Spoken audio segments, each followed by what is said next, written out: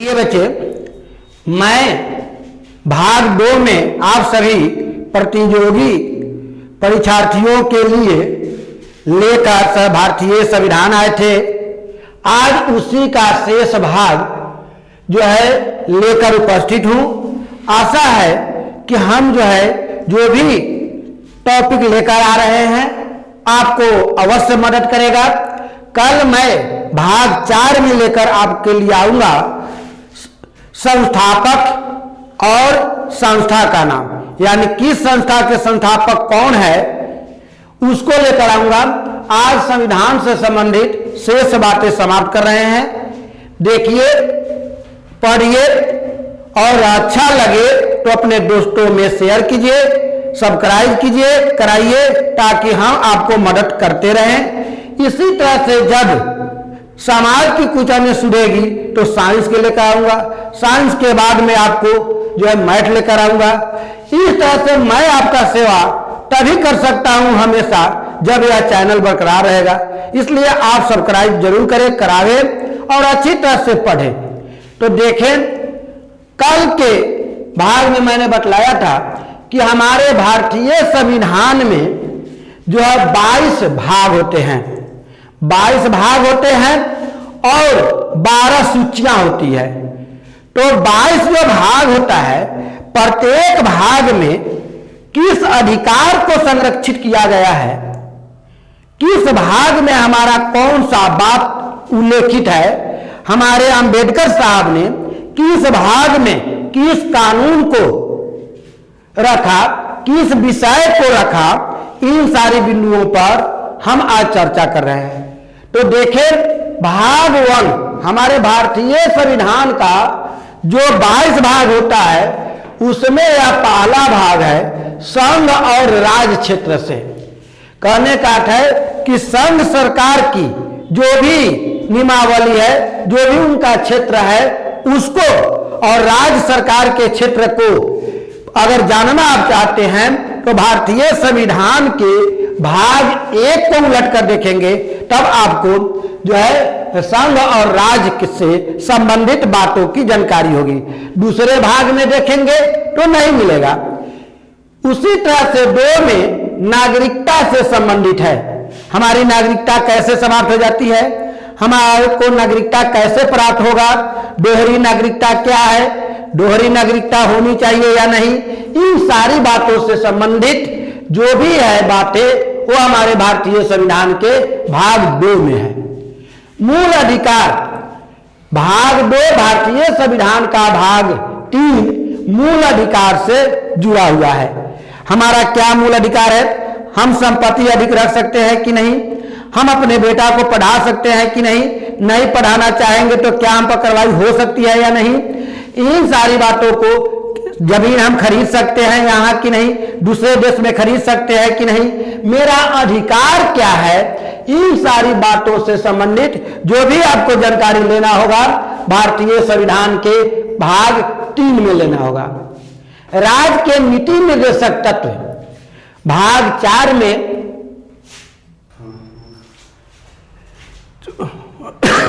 भारतीय संविधान के भाग 4 में राज्य के नीति निर्देशक तत्व को रखा गया है। यानी हमारे भारतीय संविधान जो है उसके भाग 4 में राज्य से संबंधित जो भी निर्देशक तत्व है उनको सम्मिलित किया गया है। प्रिय बच्चे, भाग 5 संघ से जुड़ा हुआ है, यानी केंद्र सरकार से जुड़ा हुआ है। केवल उसका जो अपना अधिकार है वह यहाँ भाग 5 में है। और राज्य सरकार को क्या अधिकार है, राज्य सरकार किस सिद्धांत पर चलता है, यह 6 में है। देखिएगा, कभी कभी राज्य सरकार और केंद्र सरकार में टकरार हो जाती है, तो राज्य सरकार अपने इस संविधान के अनुसार कार्य करने लगता है, जिसको संघ सरकार विवश नहीं कर सकता, और संघ सरकार जो कार्य करता है उसको राज्य सरकार विवश नहीं कर सकता। इसी तरह से 7वां भाग में पहली अनुसूची के भाग ख से संबंधित है। तो अनुसूची जो भी जाति हैं उनसे संबंधित जो भाग ख का है, जब हम संविधान के 7वीं भाग देखेंगे तो उसमें हमें मिलेगा कि उससे क्या है उसका क्या अर्थ है, क्या उसे अधिकार दिया गया है। 8 है संघ राज्य क्षेत्र से, किस क्षेत्र पर राज्य सरकार का भी अधिकार है और संघ सरकार का भी अधिकार है। देखिएगा कि बहुत ऐसे चीज है जिस पर राज्य सरकार भी और केंद्र सरकार दोनों मिलकर काम करती है, दोनों उसके लाभ हानि में सुख दुख में बांटते हैं। तो ऐसे क्षेत्र को, ऐसे कार्य को भाग 8 में सम्मिलित किया गया है। 9वां भाग हमारा है स्थानीय स्वशासन।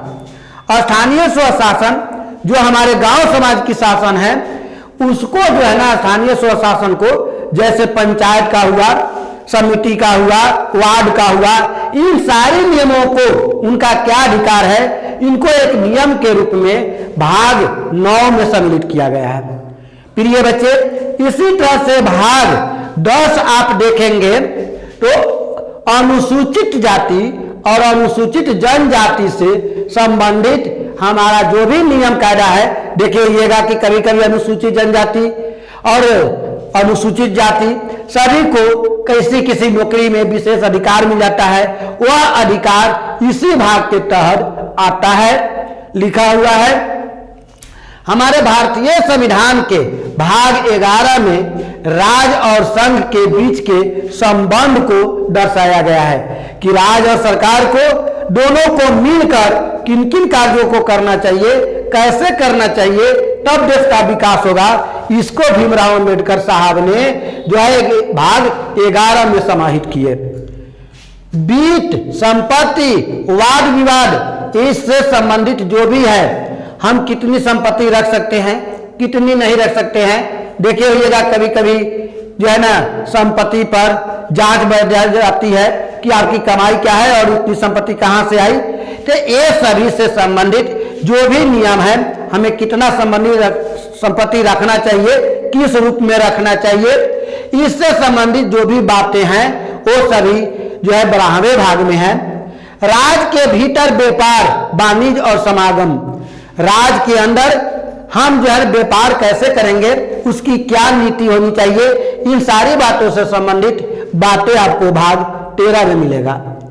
संघ और राज्य के बीच अधीनस्थ सेवाएं, कौन ऐसी सेवा है जो केंद्र सरकार और राज्य सरकार के बीच है।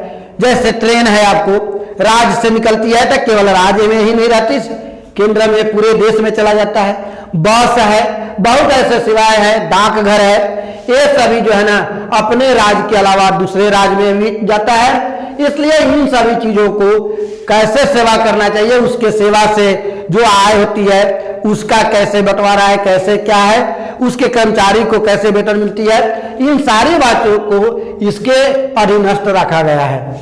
निर्वाचन, निर्वाचन अधिकारी जो भी निर्वाचन कराते हैं और निर्वाचन से संबंधित जो भी नियम बनाते हैं, इस भारतीय संविधान के भाग 15 का अध्ययन करके उससे जो है ना अपना विचार लेकर जो है ना आगे के लिए निर्वाचन अधिकारी निर्वाचन संबंधित जो भी नियम बतलाते हैं, वो निर्वाचन संबंधित नियम हमारे भारतीय संविधान के भाग 15 में है।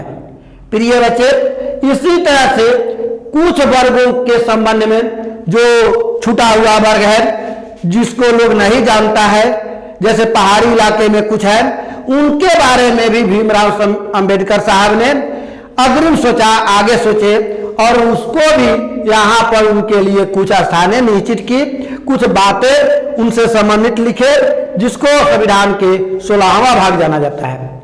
राजभाषा, हाँ, देखे होइएगा कहीं कहीं से हिंदी को हटा दिया जाता है।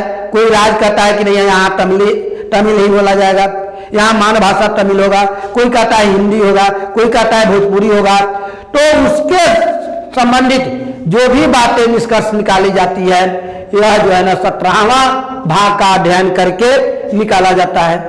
आपात उपबंध, आपातकाल में जो भी व्यवस्था होती है, कहाँ आपातकालीन लगेगा, उससे संबंधित जो भी बातें होती है, जैसे आपातकालीन में कभी कभी राष्ट्रपति शासन लगता है, जो भी राज्य में लगता है, उससे संबंधित जो भी बात होती है उसका शर्त होता है।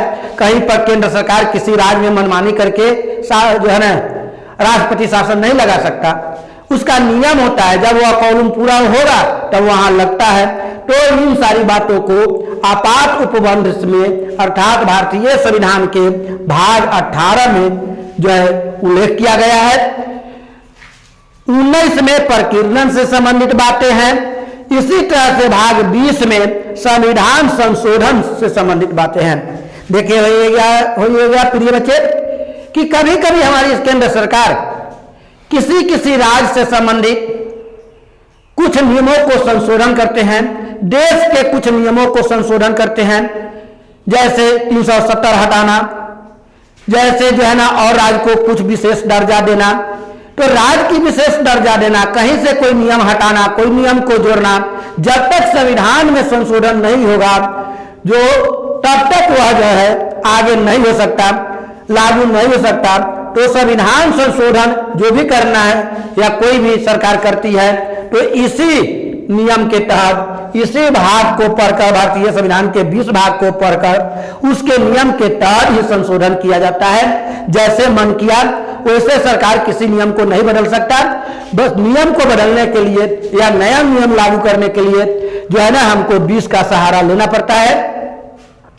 21 भारतीय संविधान के भाग 21 में अस्थायी संक्रमणकालीन उपबंध है, माने कुछ समय के लिए, जैसे बाढ़ आया तो 4 महीना के लिए, जो है जैसे अभी कोरोना काल आया तो जो है ना 6 महीना के लिए, 5 महीना के लिए राशन फ्री करना, या कोई भी काम जो अस्थायी है वह नियम नहीं बन सकता। जैसे अभी जो है ना अगर मिल रहा है राशन फ्री तो मैं दावा नहीं कर सकता बाद में कि हमको जिंदगी भर राशन फ्री मिले, ऐसा नहीं, क्योंकि वह अस्थायीता है, वह संविधान के 21वां भाग में उल्लेखित है। इसी तरह से प्रिय बच्चे हमारा लास्ट संविधान का भाग है 22वां, जिसमें संक्षिप्त नाम प्राधिकृत पद, यानी कौन सा पद होगा, किस विभाग में कौन पद मिलेगा, कितने पद रह सकते हैं, किसका क्या संक्षिप्त नाम हम रखेंगे। जो है जो मन होगा सो नाम नहीं रख सकते, किसी भी, जैसे एसडीओ, बीडीओ, सीईओ, इन सभी चीजों को नाम रखने का कुछ जो है नियम कह रहा है। सबका नाम जो चाहेंगे सो नहीं रख सकते, वह हमारे संविधान के भाग 22 में उल्लेखित है। इस तरह से प्रिय बच्चे भाग यही ऑब्जेक्टिव पूछता है कि जो है ना मूल अधिकार भारतीय संविधान के किस भाग से संबंधित है। तो भाग 1 रहेगा, भाग 3 रहेगा, भाग जो है ना 5 रहेगा, भाग 7 रहेगा। तो आपको चेकना होगा भाग 3, या ये पूछेगा कि जो है भारतीय संविधान के तीसरा भाग में कौन सा बिंदु है, कौन सा नियम है, तो मूल अधिकार। इस तरह से उलटकर आपको पूछ सकता है। प्रिय बच्चे अब हमने बतलाया कि भारतीय संविधान का में 12 सूची है, तो 12 सूची और किस सूची में किस विषय को रखा गया है, जैसे इसमें रखा गया था उसी तरह से किस सूची में कौन सा विषय है यहां पर आप देखें।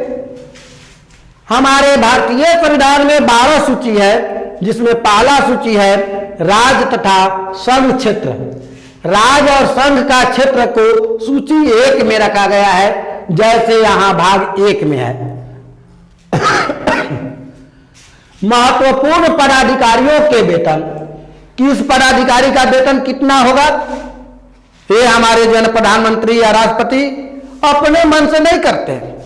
इस नियम को पढ़कर महत्वपूर्ण पदाधिकारियों का वेतन कब रहेगा, इस पर विचार करके इस नियम के तहत ही चलाते हैं।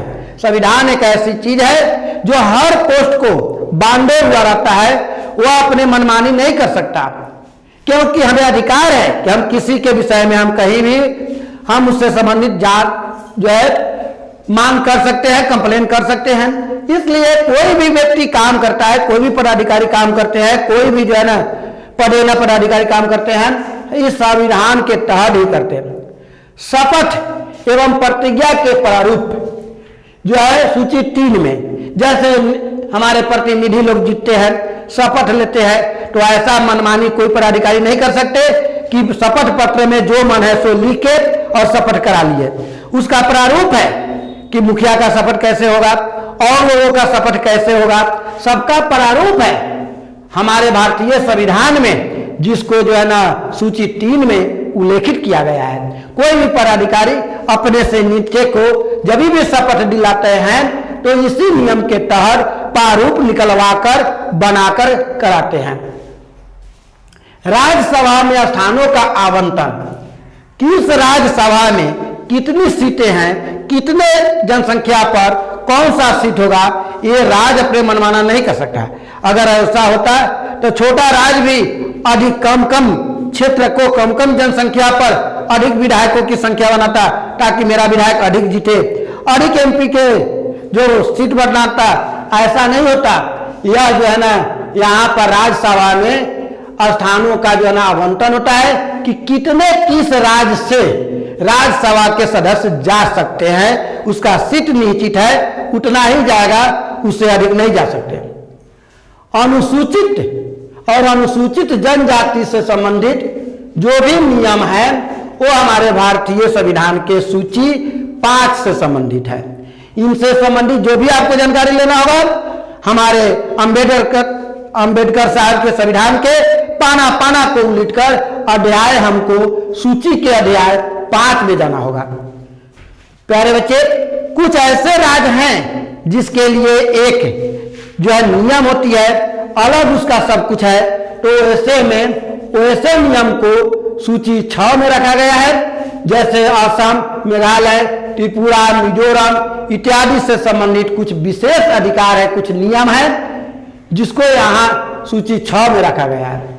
संघ सूची, राज्य सूची, समवर्ती सूची, 3 प्रकार की सूची होती है। जिससे अगर जानना है कि संघ सूची क्या है, राज्य सूची क्या है, समवर्ती सूची क्या है, तो आप संविधान को निकालिए। संविधान के जो है ना इसी सूची में जाना होगा।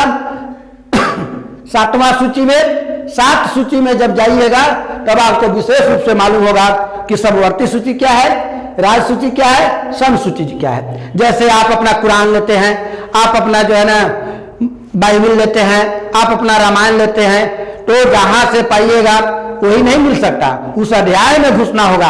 आप जिस चीज को जानना चाहते हैं विषय सूची में देखना होगा कि किस विषय में किस पाठ में हमको यह मिलेगा। उसी तरह से जैसे किताबों में कौन सी चीज किस पाठ में है, जैसे विद्युत बल्ब के बारे में पढ़ना है तो हम उसको कहाँ खोजेंगे, कौन अध्याय में मिल सकता है, विद्युतीय अध्याय होगा उसी में मिलेगा। उसी तरह से अगर हमको भाषाएं के बारे में जानना है कि भाषा बोलने का क्या नियम है, किस राज्य का क्या भाषा हो सकता है, किस भाषा को मान्यता मिलनी चाहिए, इसके लिए पहले आपको अध्ययन करना होगा। संविधान लीजिएगा, संविधान के सूची निकालिएगा, सूची वाला पार्ट में देखिएगा कि 8 सूची कहाँ है, स्पष्ट भाषाएं लिखी होगी। उस सूची को जब खोलिएगा तो आपको भाषाएं के बारे में जानकारी होगी। भूमि सुधार संबंधी कानून सूची 9 में है। दल बदल कानून से संबंधित जो भी नियम है वह 10 में है, क्योंकि दल बदल नियम कानून बाद में पारित हुआ, संशोधन करके बनाया गया संविधान में, और उसको सूची जो है ना 10 में रखा गया। पंचायतों की शक्तियां या प्राधिकार उत्तरदायित्व, पंचायत की क्या शक्ति है, कहां तक पंचायत काम कर सकता है, उसके आगे वह नहीं कर सकता। देखिएगा कभी कभी पंचायत में आ जाकर मुखिया जी से कहते हैं कि अमुक सामान चाहिए, वो कहते हैं नहीं मेरे अधिकार क्षेत्र में नहीं है। यही उनको बतलाता है, यही सूची कहता है कि आपके अधिकार क्षेत्र में यह वास्तव में नहीं है, उसके लिए आपको आगे जाना होगा। नगर पालिका की शक्ति, प्राधिकार उत्तरदायित्व, ये गांव का स्वशासन है, ये शहरों का नगरों का स्वशासन है। गांव के स्वशासन को पंचायती राज और यह नगर पालिका हो जाती है। जो शक्तियां प्राधिकार उत्तरदायित्व तो इसमें होता है वही इसमें है, यह 12 सूची में है। इस तरह से प्रिय बच्चे, मैंने आज आपको संविधान से संबंधित कल और आज यानी भाग 2 और 3 में संविधान से संबंधित बहुत सी सारी बातें बतलाए। जैसे 42वें संशोधन में नागरिक कर्तव्य को दर्शाया गया है। स्वर्ण अंकुश कानून को मनमोहन सिंह ने लागू किए। संविधान का बड़ा स्रोत अधिनियम 1935 है। भारतीय संविधान में शिक्षा का अधिकार 1 अप्रैल 2010 को जोड़ा गया कि हर आदमी को शिक्षा लेने का अधिकार है, चाहे वह गरीब हो या धनिक। अनुच्छेद 352 में दर्शाया गया है कि किसी भी क्षेत्र में, किसी भी राज्य में आपातकाल कैसे घोषित किया जाएगा। हम लोग पहले हाला करते थे कि ये कोरोना को आपातकाल घोषित नहीं किया जा रहा है, महामारी घोषित नहीं किया जाता है, तो उसकी कैटेगरी होती है, कुछ क्राइटेरिया होती है। जब तक वह पूरा नहीं होगा, शर्त पूरा नहीं होगा, तब तक ना सूखा घोषित होता है, ना बाढ़ घोषित होता है, ना अकाल घोषित होता है, ना जो है महामारी घोषित होता है। उसकी कुछ जो है शर्त होती है। जब वह शर्त आ जाता है तो उस शर्त को जानने के लिए हमको 352 अनुच्छेद का अध्ययन करना होगा। जब 352 अनुच्छेद अध्ययन करेंगे तो हमको स्पष्ट लग जाएगा कि हमारे क्षेत्र में अकाल पड़ा है या नहीं पड़ा है। तो प्रिय बच्चे, संविधान से संबंधित हर चीज भाग 2 और 3 लेकर मैंने बतला दिया। अब कल हम आपके सामने उपस्थित होंगे संस्था और संस्थापक के रूप लेकर। मैं आपको हमेशा कोशिश करता रहूंगा कि आपको कुछ ना कुछ ऐसी चीजें दूं जो आपको हर प्रतियोगी परीक्षा में आपको मदद करे। प्रिय बच्चे, मैं कोशिश करके दिन रात मेहनत करके आपको दे रहा हूं। मेरा आशीर्वाद है कि आप लोग मदद करें, जरूर सफलता पाएंगे। और अपने दोस्तों में शेयर करें, सब्सक्राइब करें। जय हिंद।